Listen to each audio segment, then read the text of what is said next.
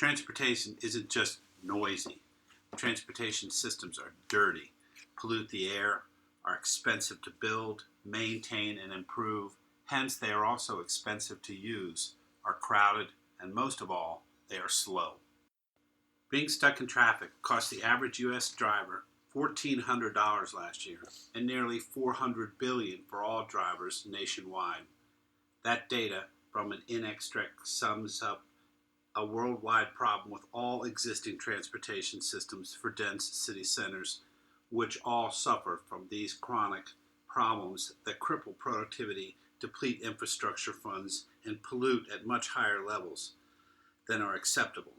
In fact, so high that cities have become unlivable in one half of the world.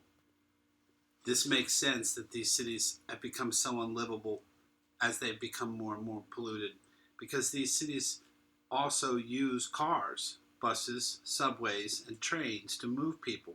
And since all these systems are grossly inefficient, using up an entire gallon of fuel to move an average commuter just 24 miles, cities are trapped between moving people or breathing. None of these carriage-based systems, like subways, trains, cars, buses, are scalable either, because of the limitations necessary when moving a carriage and occupant, like wind resistance, rolling resistance, stopping and starting losses like fuel for cross traffic. The trick would be to design a transportation system that didn't have a carriage, that didn't have wind resistance, that didn't have rolling resistance, and did not have to stop for cross traffic. The desire to eliminate all these problems while also tackling the high infrastructure cost problem drove the design of Freedomwalk, the world's first multi-lane, enclosed, elevated, moving sidewalk, capable of top speeds of over 30 miles per hour. Each lane of the sidewalk will actually be composed of a long string of steel blocks. Each 30-inch steel block will actually have the surface of a sidewalk but be a maglev machine beneath it. Each one will be 10 feet long and will ride very smoothly along a maglev rail bed.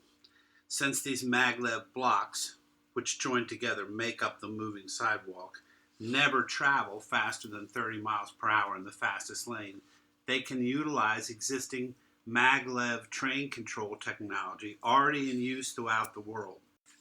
Freedomwalk represents a seismic shift from 200-year-old technology to frictionless technology of the future. We anticipate construction of the elevated sidewalk and canopy to happen almost entirely in the air rights all city governments already own over the thoroughfares that can constitute the major long, straight sections of road perfect for adding Freedomwalk. Freedomwalk offers another advantage as well.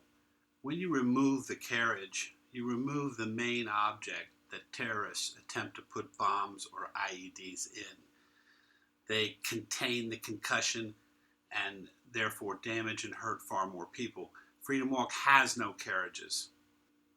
Freedomwalk represents a renaissance for cities that are plagued by high infrastructure costs, dirty transportation systems which are slow, inefficient, pollute the air, and furthermore, Freedomwalk has an added economic benefit layer. In other words, when transportation systems get so expensive as they are in major cities today, the middle and lower classes have to spend a much higher percentage of their income on transportation. This creates an income inequality problem in dense city centers because of high transportation costs. Because Freedomwalk is so much less expensive than all the other alternatives, it enables the city to both simultaneously build it for low cost, maintain it for low cost, charge less for people to ride on it, and finally, and the most important thing, the people riding on it have to spend far less of their actual take-home pay on transportation. The renaissance for the city continues in the health of its citizens. Walking is the only universally approved exercise for virtually every age and physical condition of human. The economic renaissance has many features. For example, school bus systems can be eliminated because the city will run all year long, the kids can walk to school, and you don't need school buses. The city that is in a northern latitude and is cold will work many more days of the year because the walkways are conditioned and the people will be allowed to walk to work even when there's snow or ice without it being cleared by plows. In other words, the economic renaissance that comes from a freedom walk will actually spring up in many different places and drive productivity. And of course, finally, terrorism. I mentioned it earlier for a second, but I need to get back to it. Unfortunately, in the modern era, terrorists target transportation systems. The elimination of the bus itself, the car itself, the subway, or the train carriage makes Freedom Walk cities safer. They'll make any city that installs them significantly safer, even from low-grade terrorist attacks which rely upon a simple car or bus or truck for their weapon.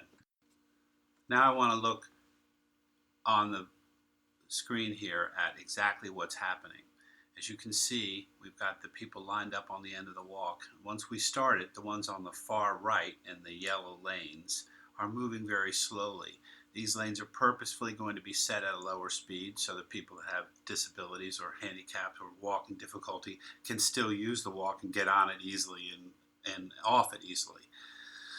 If they decide to progress past these first 4 or 5 lanes, which are set to a slower speed, and move into the middle of the walk, they move into the lanes that move faster. And as you can see on the example here, we set the people that were behind them going a little later than them. It didn't matter. They caught them and went past them. And then, of course, our walkers in the far left-hand lane here, the ones in the bright red lane, are the ones that are moving at the fastest speed. And they start, of course, at the second starting, and they go blowing past everybody. What this demonstrates, shows you, and gives you an ability to see here is the full concept. In other words, what it would look like with people out on the walk with different lanes moving at different speeds. And if you were on one of those lanes, there wouldn't be any reason you couldn't easily step on to the lane going slower or faster to your left or your right, because it's only one step up or down in speed, and you can compensate for that by walking or slowing down. And so it's no more difficult to step onto any one of these lanes than it would be to step onto a moving sidewalk at an airport.